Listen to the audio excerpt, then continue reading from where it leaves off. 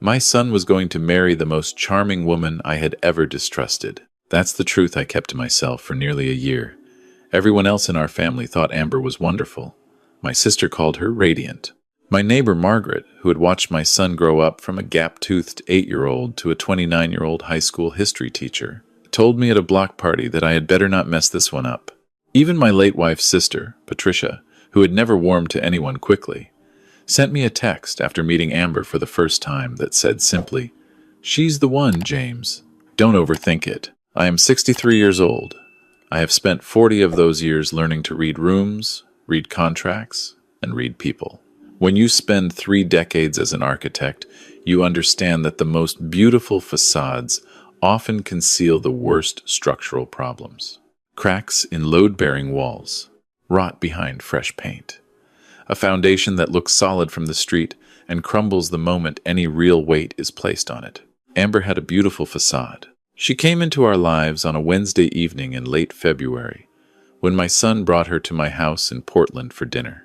He had been dating her for about 6 weeks at that point, long enough that he was nervous and grinning in that particular way he has when something matters to him. I had made pot roast, which was my son's favorite meal since childhood, and something I made deliberately whenever I wanted a person to feel at home. She walked through my front door in a pale blue dress that was perfectly calibrated between casual and impressive, and she looked at my living room the way a contractor looks at a property he is about to appraise. Quick eyes, efficient. She smiled before she looked at me, which meant the smile was already in place when she turned toward my face. That is the kind of detail that sounds paranoid when you say it out loud. But I noticed it. "Mr. Calloway," she said, "I've heard so much about you. Daniel talks about you constantly." "Just James," I told her. "And welcome." She shook my hand. Her grip was exactly right, not too firm, not too soft, the kind of handshake you practice. Over dinner, she was wonderful company, smart, funny, genuinely interested in my son in a way that appeared real. She asked about his students, remembered details he had mentioned to her weeks before, laughed at his jokes. She asked me thoughtful questions about my career. I had retired 3 years earlier after selling my architecture firm, Calloway Design Group, to a regional developer. I described myself the way I always did in casual conversation, a retired architect, mostly just taking it easy, traveling when I feel like it. "You must have built some beautiful things," she said. "A few," I said. "I got lucky with the right clients." She smiled. "Luck and talent together. That's a rare combination." It was a perfectly pleasant thing to say. It was also, I would realize later, the first time she assessed me. I watched her eyes move once across my living room, the bookshelves, the art, the view through the back windows toward the Willamette River, before returning to my face. A quick inventory. She thought she was being subtle. She was not. After they left that night, I sat in my kitchen with a glass of bourbon and wrote 3 things on a notepad. First, her handbag was a $2,400 Bottega Veneta. Teachers don't buy those on Daniel's salary. Second, she asked about my firm twice, without directly asking what it sold for. Third, she looked at the Hendrix painting above the mantel, like she was calculating its resale value. I tore the notepad paper into small pieces and threw it away. I did not want to be the kind of father who built a case against his son's girlfriend based on a first impression. Daniel was happy. He had been through a difficult stretch. After his mother passed, she died of an aneurysm 4 years ago, sudden and devastating, and he had closed himself off for a long time after that. Amber was the first person who had reached him since. I told myself to be patient. I was also not entirely passive. I had a friend named Carol Whitman who ran a security consulting firm out of Seattle. We had worked together years ago when I was building corporate campuses and needed background screening for contractors. She was meticulous, ethical, and entirely discreet. I called her on a Thursday morning 2 weeks after that dinner. "I need you to look into someone for me quietly," I said. "Probably nothing, but I want to know." Carol said she would be careful. I gave her Amber's name and the name of her wellness coaching business, which had about 600,000 followers on Instagram and claimed to generate income through brand partnerships and online courses.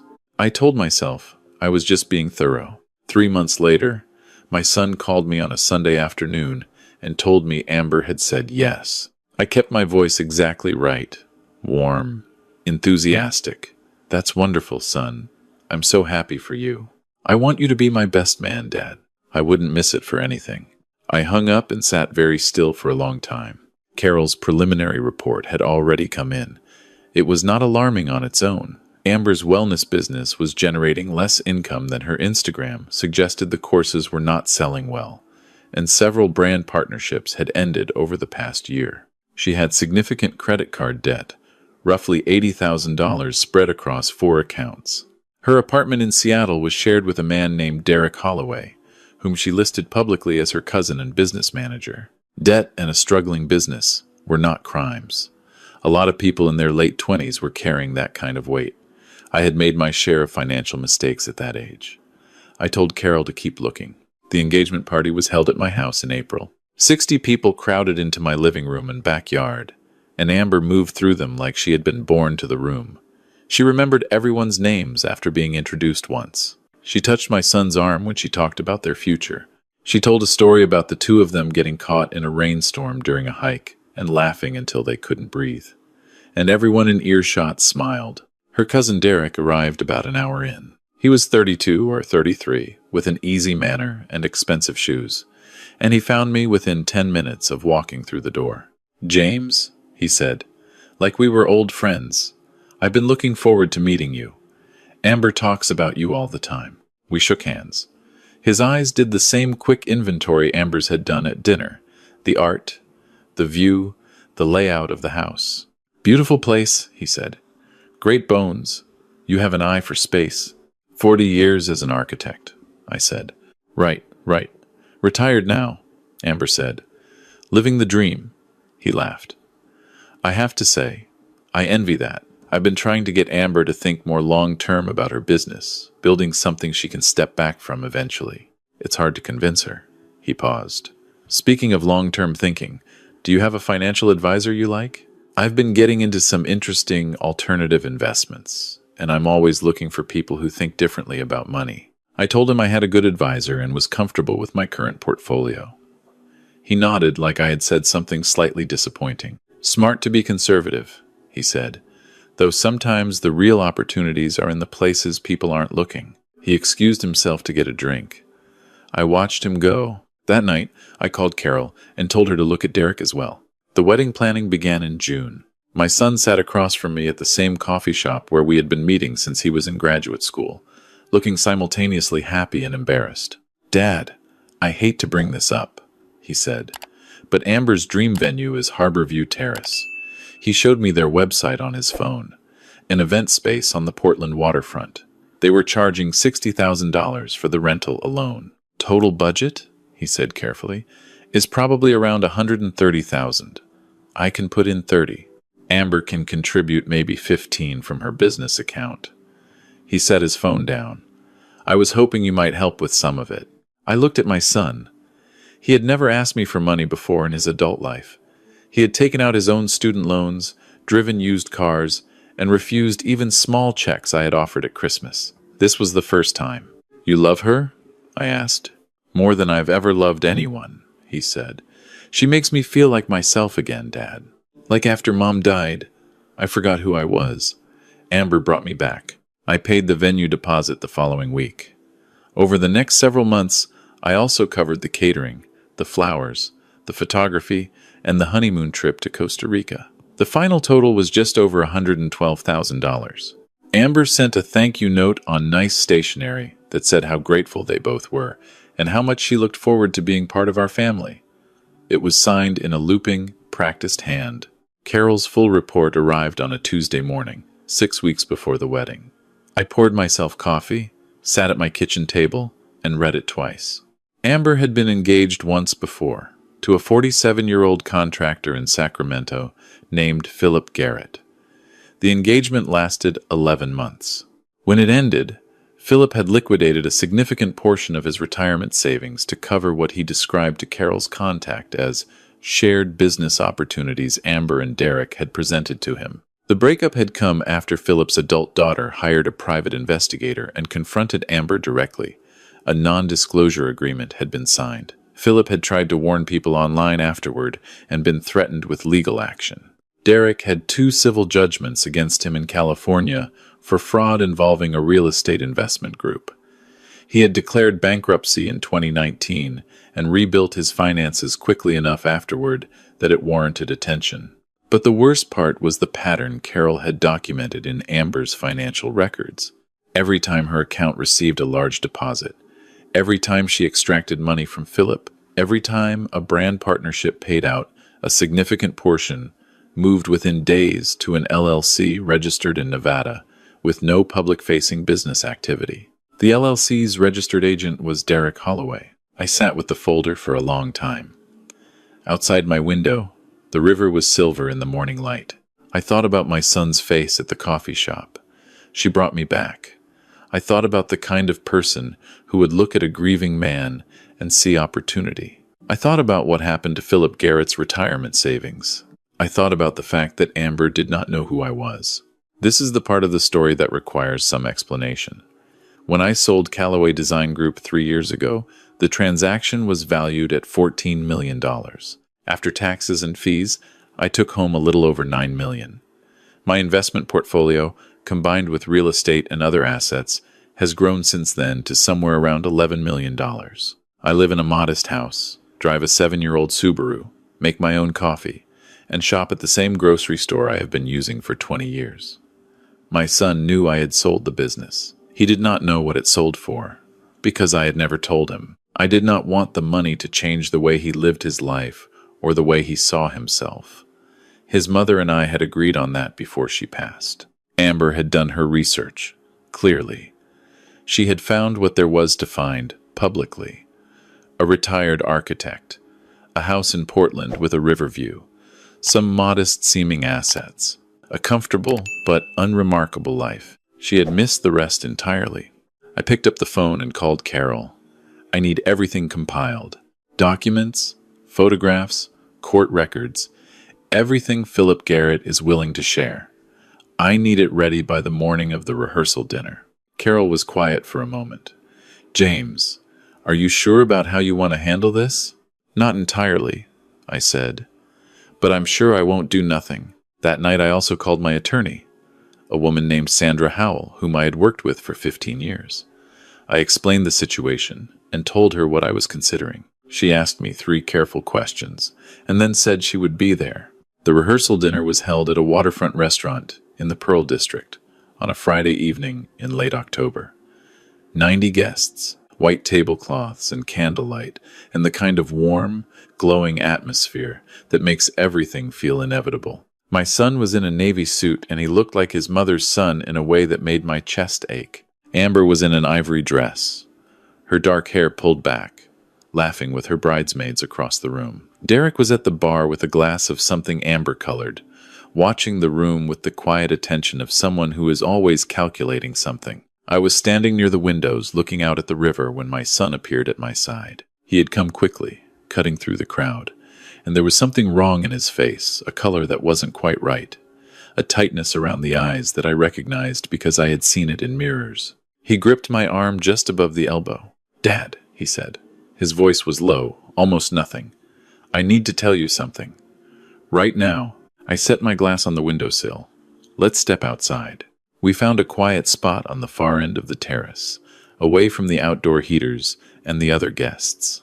The city lights reflected on the water below us. My son pulled his phone from his pocket with shaking hands. "I borrowed Amber's laptop last week to print some lesson plans. Mine was at the shop." He stopped, steadied himself. "Tonight, I got an alert from my cloud storage. Someone accessed it from Amber's IP address this morning. Her home network." He looked at the phone. "I checked the access logs. She went through everything. My financial records, my tax returns, my contacts list. Dad, she searched your name. She searched Callaway Design Group sale price."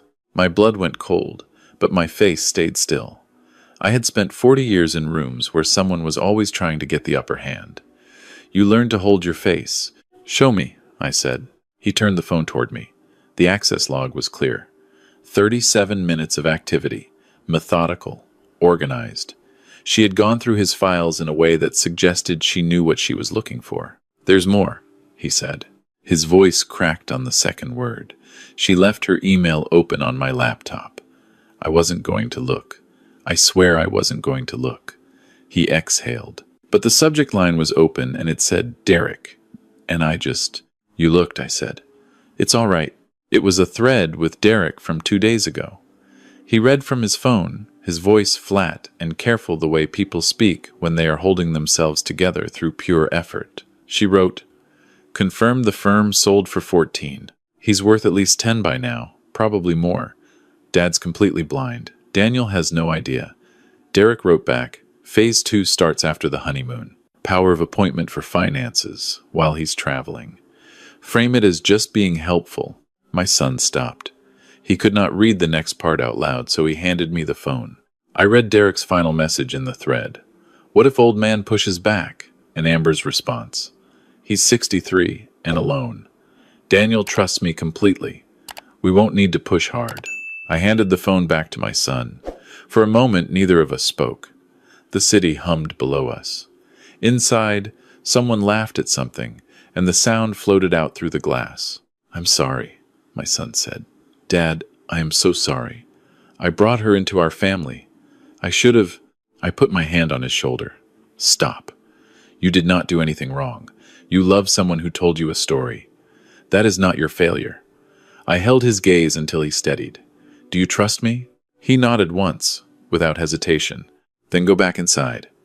Be yourself. Get through tonight. Tomorrow morning, let me handle what comes next." He wiped his eyes with the back of his hand. "You have a plan."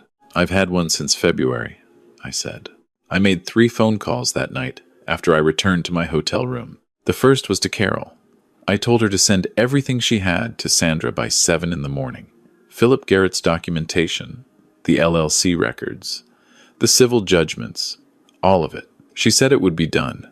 The second was to Sandra. I told her to be at the venue by 9. She asked what she should prepare for. I told her she would be watching me stop a wedding, and that I would need her close when things became complicated. She said, "I'll bring Marcus from the firm as well. You'll want a witness." The third call was to a man named Robert Ellison, a business journalist at the Portland Tribune who had covered the sale of my firm 3 years earlier. We had stayed in loose contact. I told him I had a story not about me specifically, but about a fraud scheme I had documentation for, and that if he could be at Harborview Terrace by 11 in the morning, I would give him everything. He asked why I was choosing now. "Because some things should be on the record," I said, "so they can't be hidden again." I did not sleep much. I sat at the hotel desk in the dark and thought about Philip Garrett, whom I had spoken to briefly on the phone after Carol made the introduction. He had a daughter in college. He was still rebuilding. His voice, when he talked about what had happened to him, had a particular quality, not bitterness exactly, but the careful flatness of someone who had stopped expecting to be believed. He had told me she was very good at what she did. I keep thinking I should have seen it, but she was very, very good. I thought about what it cost a person to be that good at deceiving someone who loved them, what you had to hollow out in yourself to do it year after year, target after target, moving on when the money was gone and the damage was done. I thought about my son's face when he read those messages. I thought about my wife, who had been the most genuinely kind person I had ever known, and about the way she had trusted people completely and been right almost every time, and about how she would have handled this situation. She would have been heartbroken for Daniel. She would have been furious in her quiet, devastating way. And then she would have said, "James, don't make it worse than it has to be, but don't let it go either." It doesn't have to be worse than it has to be, I thought, but it cannot go. The morning of the wedding, I arrived at Harborview Terrace at 8:30. My son was already there, standing in the parking lot in his dress shirt and slacks, hands in his pockets, looking at the river. He had not slept either, I could tell, but he had a steadiness about him that I recognized. The same steadiness his mother had in difficult moments.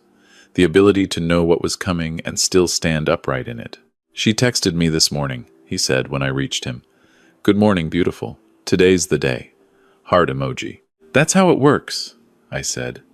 The performance doesn't stop until there's no reason to keep it up. Sandra arrived at 9 with her colleague. Carol had sent 3 secured files by that point. We set up in a small back office near the catering entrance, spreading documents across a table. Philip Garrett's signed affidavit, the LLC registration records, the civil judgments, the financial transfer patterns.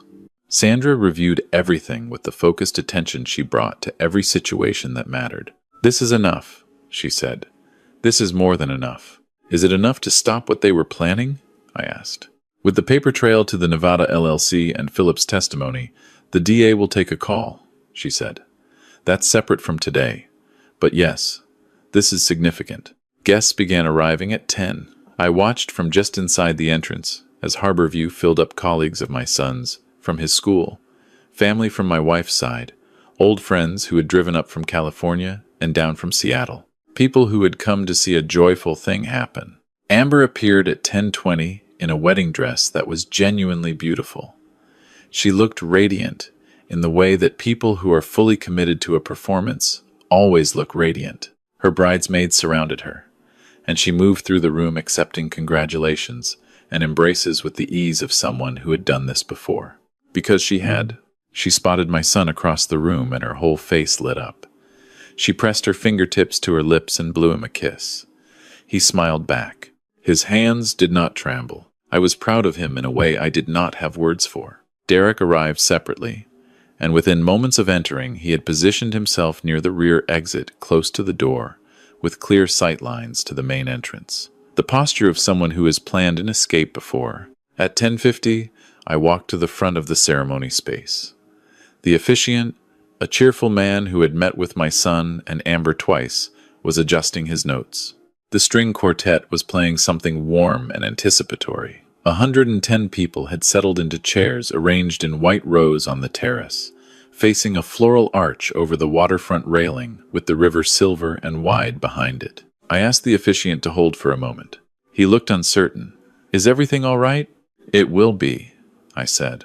I took the wireless microphone from the stand beside the podium.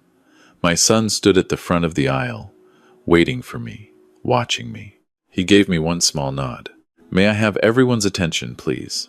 The room settled. Amber was at the far end of the aisle, her father's arm through hers, her bouquet in her hands. When she heard my voice, she turned. Her smile flickered for just a fraction of a second and then reassembled itself perfectly. "My name is James Calloway. I'm Daniel's father and his best man." I paused to let the room quiet fully. "I have an announcement to make before this ceremony begins, and I need to ask for your patience." "What is this?" Amber's voice was carefully modulated, confused, not frightened. The sound of someone who is still deciding how to play a scene. "Daniel, what's happening?" My son turned to face her from the front of the aisle. "I think you already know what's happening, Amber." Her composure held. She took 2 steps forward. "Honey, your father looks upset. Maybe we should talk privately." "There's nothing to discuss privately," I said. "That can't be said here." I reached into the inside pocket of my jacket and removed a folded document. "I want to be straightforward with everyone. My son and I discovered last night that this wedding is not what it appears to be." Murmurs moved through the seated guests. Amber's father, a quiet man from Spokane named Gerald, who had driven down yesterday and seemed genuinely fond of my son, dropped his daughter's arm and stepped back. "Amber." Derek's voice came from somewhere near the back. "Amber, let's—" "Please stay where you are," Sandra said, moving into the aisle from the side door. "I'm Sandra Howell, Mr. Calloway's attorney. We have documentation I'd like the room to be aware of before anyone goes anywhere." Derek moved toward the exit anyway. 2 men I had seated near the rear for exactly this reason stood as he approached. One was my friend, Walt Morrison, who had played college football at Oregon State and still moved like it. The other was Philip Garrett, who had driven up from Sacramento because he deserved to be present for this. Derek stopped. "I'm going to tell you who I am," I said into the microphone.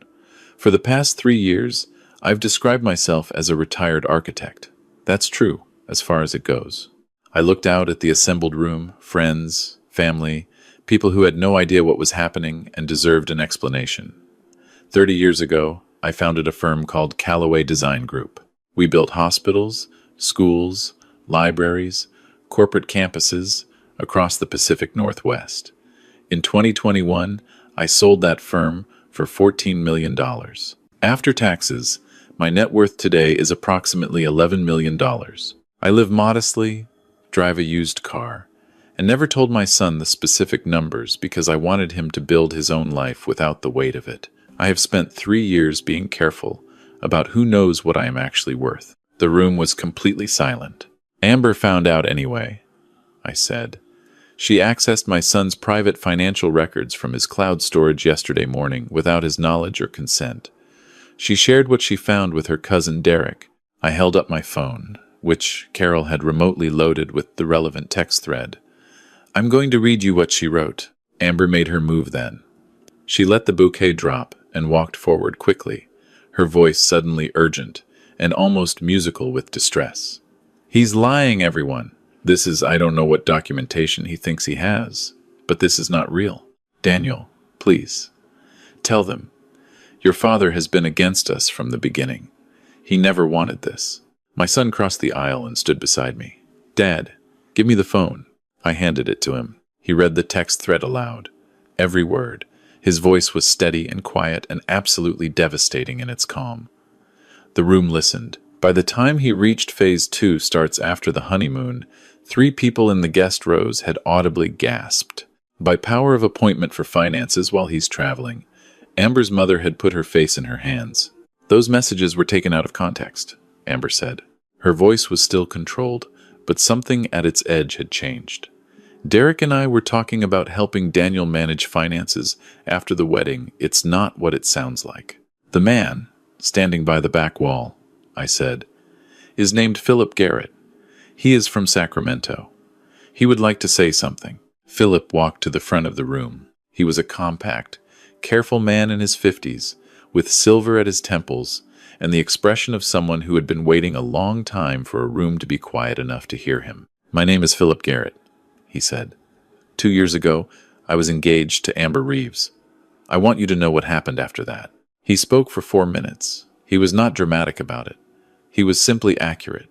He described the investment opportunities Derek had presented, the emergency loans Amber had needed, the way his retirement account had been drawn down in increments small enough to seem reasonable until suddenly it was not. He described signing the NDA because by that point he was ashamed and exhausted and just wanted it to stop. He described rebuilding. When he finished, Amber's father turned to his daughter, Vicky. He used a name I hadn't heard before, a childhood name, something private and painful. Is this true? Amber did not answer. Her composure had fractured in a way that was not a performance. The woman underneath was visible for a moment younger, frightened, something close to cornered. I never meant, she began. There's documentation of 2 civil fraud judgments against Derek Holloway in California, Sandra said, stepping forward. There is a registered LLC in Nevada receiving transferred funds from Miss Reeves' accounts following each significant financial extraction. There is a pattern across at least 2 documented cases. We've shared everything with the Multnomah County District Attorney's Office this morning. Amber's attorney, she had not mentioned having one, but one appeared from somewhere near the back, which told me this was not their first time preparing for a moment like this, stepped forward and asked that everyone calm down. Sandra engaged him in a conversation that moved quickly toward the kind of legal vocabulary that ends parties. Derek made a second attempt at the exit. Walt put a hand on his shoulder. Philip Garrett folded his arms and watched. The guests were mostly on their feet now, talking, recording on phones. Amber's mother was crying into a handkerchief. Gerald, her father, stood very still in the way that people stand when the ground has shifted and they haven't decided yet how to move. I felt sorry for him. He had not known. The police arrived at 11:20. I had called them the night before, as a precaution, and asked them to be nearby. When they walked in, Derek finally stopped moving toward exits. My son and I stood at the front of the room together and watched it all unfold. He did not say anything for a long time. Then he said, "She really loved the waterfront. She loved what she thought the waterfront would get her," I said. "Is there a difference?" There's all the difference in the world. The next several hours were what you might expect. Statements. Amber's attorney trying to control a situation that had long since left the realm of control. Guests peeling away in small groups, some horrified, some unable to stop watching. The caterers, to their credit, left the food out, and people ate, because that is what people do when they don't know what else to do. Robert Ellison arrived from the Tribune, and I gave him a brief statement. I told him the full story would follow in the coming weeks, when I had more time and the legal matters had settled. He was already on his phone filing something before he reached his car. My son and I drove home in my Subaru as the afternoon light turned the river gold. Neither of us talked for a while. The radio played something I didn't recognize, and neither of us changed the station. "She really did bring me back," he finally said. "After Mom, I know what she was. But some part of what I felt was real. Even if none of what she was is real. I need you to know that I know the difference." "I know you do. Why didn't you tell me about the money? All those years." He wasn't accusing me. He was genuinely asking. "Because I wanted you to become a history teacher because you love history and you love teaching, not because you could afford to be something else." I kept my eyes on the road. "You're a good man, son. You're kind and trusting, and you think the best of people. I didn't want money to make you suspicious of everything before you had a chance to learn what was worth trusting." He was quiet for a moment. "I might be a little more suspicious now." "Appropriate," I said. "Not permanent." The investigations moved slowly, the way these things do. The Multnomah County DA took Carol's documentation and combined it with what Philip provided and what the Sacramento authorities already had on file. Federal involvement came in when the Nevada LLC and interstate transfers became part of the picture. Amber and Derek were arrested, released, and then rearrested when Derek attempted to liquidate the LLC and transfer the funds offshore. That particular error cost him significantly at sentencing. Sandra ran our civil case with the focused efficiency that had made her indispensable for 15 years. We filed against both of them. We were not optimistic about collecting. The assets were largely phantom, but public record has a permanence that matters regardless of recovery. Philip Garrett testified at the preliminary hearing. He was clear and organized, and the judge listened to him carefully. Afterward, he and I had coffee outside the courthouse, and he said, "I thought no one would ever believe me. Because of the NDA. Because of how it looked. Someone believed you," I said. "It just took longer than it should have." He nodded. "Thank you for calling me, for including me in how it ended." "It ended the way it should have started," I said, "with the truth on record." He laughed, short and dry. "You know, she was very good at what she did. I still don't hate her. I just needed it to stop." I thought about that for a long time. 4 months after the canceled wedding, 2 letters arrived in my mailbox on the same day, postmarked from different Oregon correctional facilities. Amber's letter was short. She wrote that she had spent the early weeks of her incarceration furious at me, and that the anger had gradually given way to something she did not have a clean word for. She wrote, "I've been trying to remember when I decided people were resources instead of people. I don't remember deciding it. I think it was slow. I think by the time I met Daniel, I genuinely couldn't tell the difference between what I felt and what I was doing. I'm not sure that's an excuse. Maybe it makes it worse. I just wanted you to know that I'm trying to find the difference now. It's harder than I expected." Derek's letter was longer and angrier, and then, near the end, quieter. He wrote about growing up watching their parents' work schemes, how it had seemed like cleverness rather than harm when he was a child. He wrote, "You were the first person who was smarter than us. I don't mean that as a compliment exactly. I mean it as an acknowledgement. We understood money and appearances. We didn't understand someone who had both and didn't care if people knew." I showed both letters to my son. He read them carefully and handed them back. "Are you going to respond?" he asked. "Yes," I said. To Amber, I wrote, "The difference between what you felt and what you were doing is the most important thing you'll ever figure out. I hope you figure it out. The door to our lives is permanently closed. The door to becoming someone different is open, but only you can walk through it." To Derek, I wrote, "Patterns learned in childhood are not destiny. They are starting points. You've had a long time to learn a different way. I hope you use what's left." I did not expect to hear back from either of them. I did not need to. 7 months after the canceled wedding, my son called me on a Sunday afternoon. "I met someone," he said. "At school. She's a librarian. She wants to know if you'd want to have dinner with us sometime. She says she's heard so much about you, but she wants to meet you before she decides if any of it is accurate." I laughed. "I like her already. I thought you might." Her name was Catherine, and she was 41 years old with 200,000 books worth of opinions, and the kind of direct gaze that told you she had spent her career making sure people got what they actually needed rather than what they asked. 4. She came to my house for dinner 3 weeks later and spent 45 minutes in my living room looking at my bookshelves before she looked at my art. She asked about my wife and listened to the answer fully, without rushing toward what came next. She told my son, within earshot of me, that his pot roast was better than mine, which was both untrue and exactly the kind of thing someone secure in herself will say. When they left, Maria, my housekeeper, who had been with me for 22 years, and had watched this entire saga with the expressiveness of someone watching a movie she had predicted from the opening credits, appeared in the kitchen doorway. "Well?" she said. "I liked her," I said. "I know." You smiled with your whole face. She picked up the serving dish. "You haven't done that since Sarah." I thought about that for a while.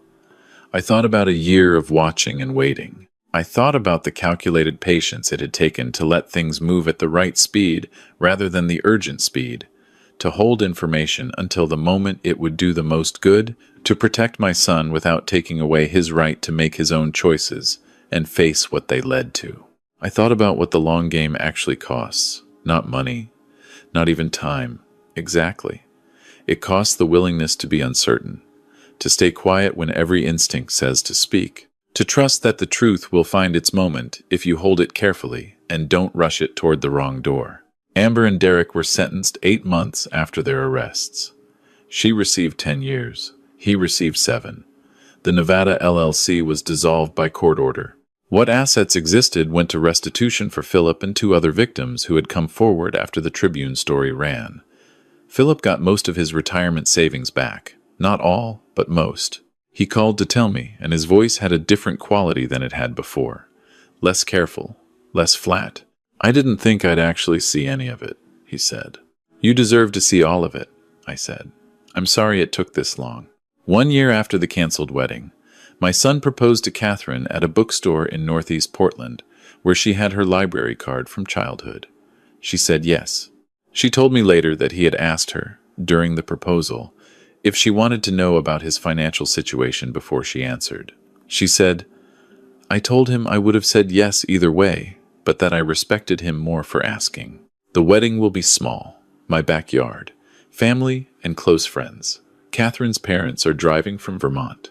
Her mother has already told my son, via text, that she is looking forward to meeting the father who stopped a wedding with a microphone and that she has questions. I look forward to answering them." On a Wednesday evening in late October, almost exactly a year from the rehearsal dinner, my son and I sat on my back porch as the light went off the water. He had brought a bottle of the same bourbon I keep, and he poured us both a glass without asking, because he has been doing it since he turned 21, and it is one of the small, specific things I love about him. "Can I ask you something?" he said. "Always." That night at the rehearsal dinner, when I came to you and told you about the messages, he turned his glass in his hands. "You already knew. You'd been investigating her for months. You had the whole plan in place." He looked at me. "Why did you wait for me to come to you? Why didn't you just tell me what you'd found?" I thought about the answer carefully, because he deserved a careful answer. "Because you needed to see it yourself," I said. "If I had come to you with Carol's report in March, before you'd found anything, you would have had a choice between believing your father and believing the woman you loved. That's not a fair choice to put on anyone." I sipped the bourbon. "But when you came to me, when you found the evidence yourself, you weren't choosing between us anymore. You already knew the truth. You just needed someone to stand beside you while you faced it." He was quiet for a long time. "That's very calculated," he finally said. "Yes," I admitted.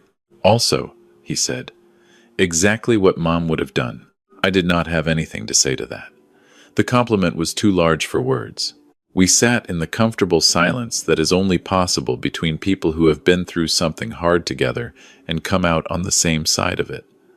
The city lights came on across the water. Somewhere in the neighborhood, someone was grilling something and the smell of it drifted over the fence. My son had survived the worst year of his adult life. He had discovered that someone who claimed to love him had been cataloging him for extraction, and he had stood in a room of 110 people and read the proof aloud in a clear, steady voice. He was going to marry a librarian who had opinions about everything and looked at bookshelves before artwork and asked honest questions and expected honest answers. I was going to have a daughter-in-law who had told me, at our second dinner together, that she had read the Tribune article about what I had done, and that her main reaction had been, "He waited a long time before he said anything." That takes more discipline than acting. It does. It takes everything, sometimes. The people who tried to use my quietness against me had mistaken patience for weakness. They had seen a retired man in a modest house with a used car and assumed that what was visible was all there was. They had never considered that someone might choose to be underestimated. That hiding, sometimes, is not fear. Sometimes it is strategy. And sometimes the strategy runs for 15 years, because the thing you are protecting is worth every day of the wait. I have a painting above my mantel that is worth a great deal of money. I have a stamp collection in my office safe that is worth more. I have investment accounts that have grown steadily while I lived quietly and asked for nothing, and let the world assume I was ordinary. I do not need anyone to know these things. They are not the point. The point is sitting beside me on the porch in the October dark, pouring a second glass of bourbon, telling me about a book his fiancée has been making him read, laughing at himself for enjoying it more than he expected to. The point is that he is happy. Genuinely, structurally happy, not the facade of happiness, but the real thing, the kind that holds weight. That is everything I was ever protecting. That is the whole story.